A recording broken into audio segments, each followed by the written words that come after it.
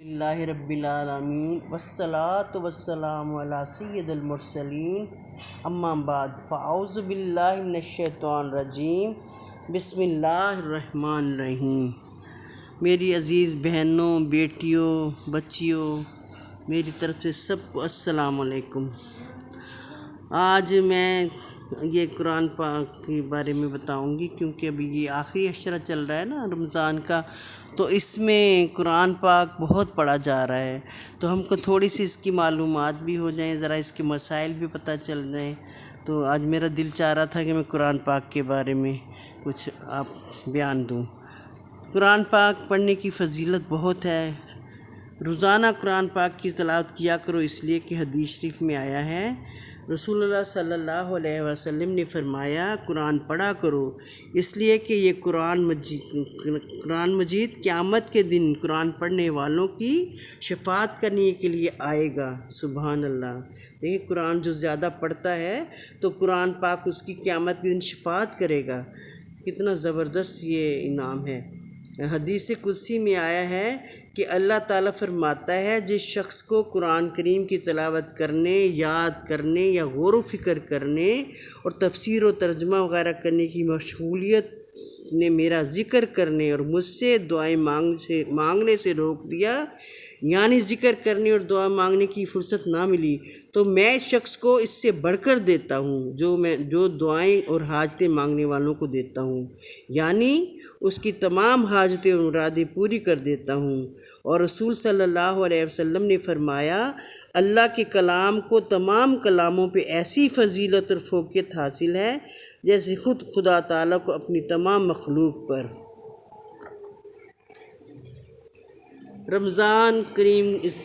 رمضان کی عظیم نیکی قرآن کریم کی تلاوت بھی ہے۔ رمضان میں کوشش کی جائے کہ غور و فکر تدبر کے ساتھ تلاوت کی جائے، چاہے اس کی مقدار کم ہی ہو۔ اگر آپ تھوڑا ہی پڑھ لیں، بے شک جتنا آپ سے پڑھا جاتا ہے، لیکن پڑھیں ضرور، لیکن اس کو اس طرح پڑھیں کہ اچھی طرح سے ذرا اس کا ترجمہ پڑھیں، اس کی تفسیر پڑھیں۔ بندہ لاپرواہی سے زیادہ تلاوت کر لے، اس سے بہتر ہے کہ نہایت دل سوزی اور دل کے جھکاؤ کے ساتھ تلاوت ہو، کہ دیکھنے والا محسوس کرے کہ تلاوت کے ذریعے اپنے رب سے باتیں کر رہا ہے۔ سبحان اللہ۔ حضرت حسن بصری رحمۃ اللہ علیہ فرماتے ہیں کہ قرآن کریم میں غور و فکر کرنا دل کی بیماریوں کا علاج ہے۔ امام ابن جوزی رحمۃ اللہ فرماتے ہیں، انسان کے لیے دنیا و آخرت کی بھلائی اسی میں ہے کہ قرآن مجید میں غور و فکر کرے، کیونکہ طویل گہرائیوں کے ساتھ قرآن میں غور و فکر کرنا اور اپنی فکریات پر رکھنا اس سے زیادہ مناسب اور نفع بخش چیز ہے۔ نیز فرمایا، غور و فکر کے ساتھ سمجھ کر قرآن مجید کی تلاوت کرنا، اہتمام کرنا اللہ تعالیٰ کی محبت کے حصول کا ذریعہ ہے۔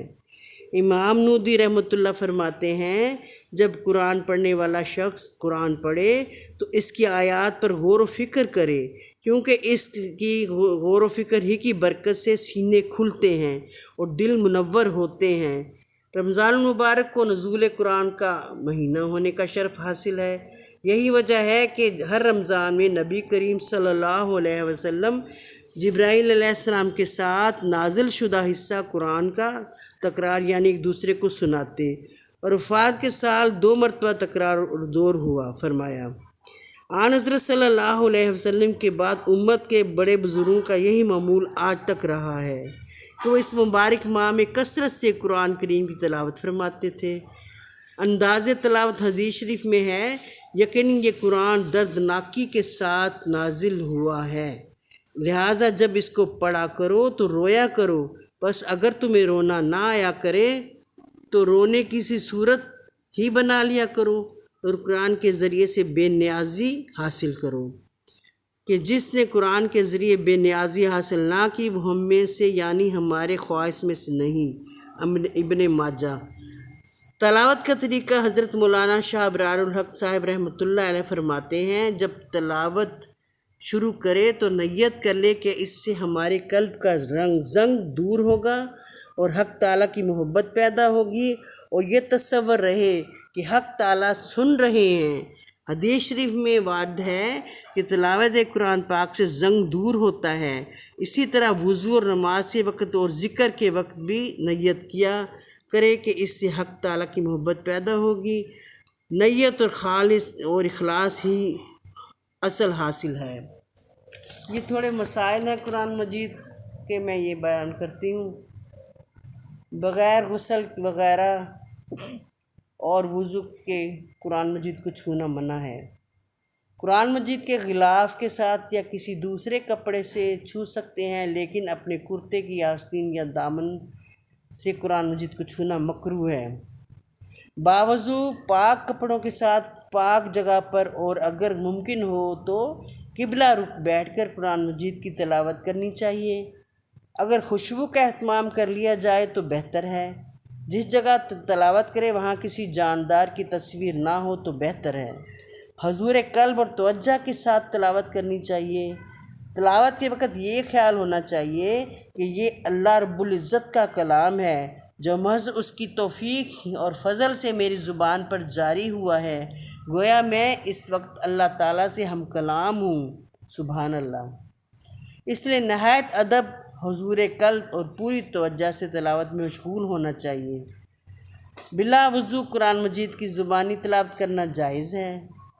بلا غسل حالت ناپاکی میں قرآن مجید کی زبانی تلاوت کرنا بھی جائز نہیں ہے۔ قرآن مجید پڑھنے والے کو سلام کرنا مناسب نہیں۔ اگر کوئی قرآن پاک پڑھ رہا ہے تو اس کو سلام نہ کریں آپ۔ اگر تلاوت کے درمیان کوئی سلام کر لے تو سلام کا جواب دینا واجب ہے، لیکن اس کے لیے تلاوت پہلے بند کر کے پھر اس کا جواب دیں۔ تلاوت کے درمیان اگر اذان سنے تو تلاوت بند کر کے اذان کا جواب دیں۔ رکوع و سجود میں قرآن مجید پڑھنا منع ہے۔ قرآن مجید کو زبانی پڑھنے سے دیکھ کر پڑھنا اور دیکھ کر پڑھنے سے نماز میں پڑھنا افضل ہے۔ حسب استطاعت جس قدر ممکن ہو اور جس وقت سہولت ہو، وقت کا لحاظ کر کے معمول بنا لینا چاہیے۔ حتی الامکان معمول میں ناغہ نہ ہونا چاہیے، اور اگر کسی وجہ سے مصروفیت کی وجہ سے ناغہ ہو جائے تو کسی دوسرے وقت تلاوت کر لینی چاہیے۔ بیماری یا سفر کی وجہ سے ناغہ ہو جائے تو کسی دوسرے وقت تلاوت کر لینی چاہیے۔ اگر مجبوراً ناغہ ہو جائے تو اللہ تعالیٰ اس معمول کا ثواب نامہ اعمال میں درج کرا دیتے ہیں۔ دیکھیں قرآن پاک آپ روز کھولیں، اس کو دیکھنا، اس کو چھونا، یہی بہت زیادہ ثواب ہے۔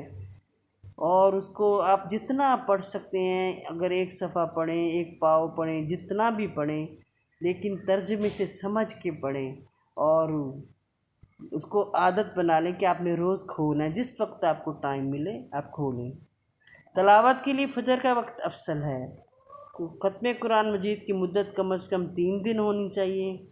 مہینے میں 2 مرتبہ قرآن مجید ختم کرنے کی سند نبی صلی اللہ علیہ وسلم سے ملتی ہے۔ اکثر صحابہ کریم قرآن مجید 7 دن میں ختم کیا کرتے تھے اور ہر روز 7 منازل میں سے ایک منزل کی تلاوت کر لیا کرتے تھے۔ 7 دن میں 7 منزلیں پڑھنے کی فضیلت خود آن حضرت صلی اللہ علیہ وآلہ وسلم نے حضرت عبداللہ بن عمر رضی اللہ عنہ کو فرمائی تھی، اور امیر المومنین سیدنا عثمان غنی رضی اللہ تعالیٰ عنہ کا معمول تھا کہ آپ جمعہ کے دن قرآن مجید شروع کرتے اور ہر روز ایک منزل پڑھتے اور جمعرات کو ختم کرتے تھے۔ تلاوت قرآن مجید آواز کے ساتھ پڑھنا اور آہستہ پڑھنا دونوں طرح عبادت ہے۔ آواز کے ساتھ پڑھنے والے کے لیے چند امور کی احتیاط بہت ضروری ہے۔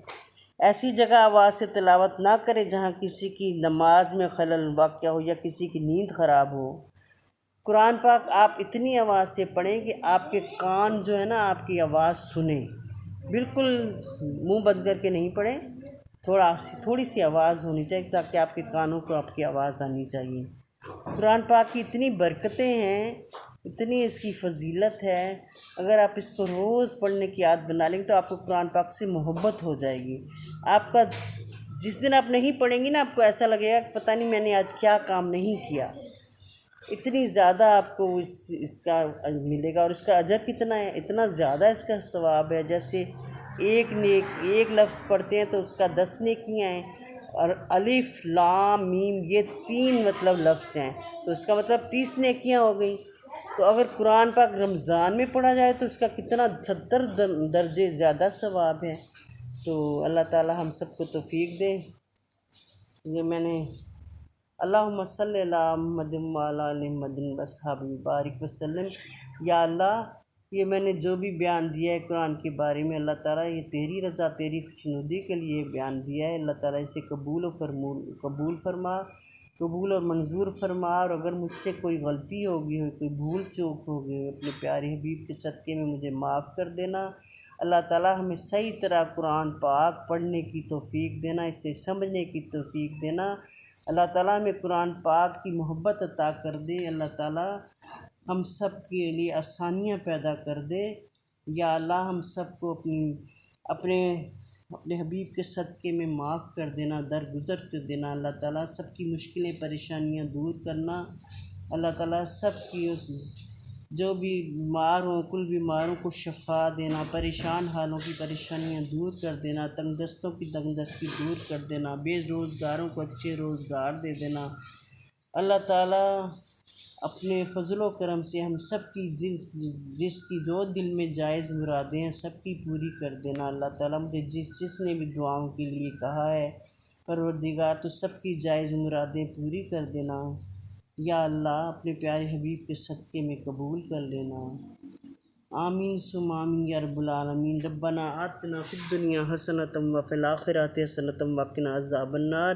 اللہم صلی علی سیدنا محمد وعلی آل سیدنا محمد واصحابہ بارک وسلم۔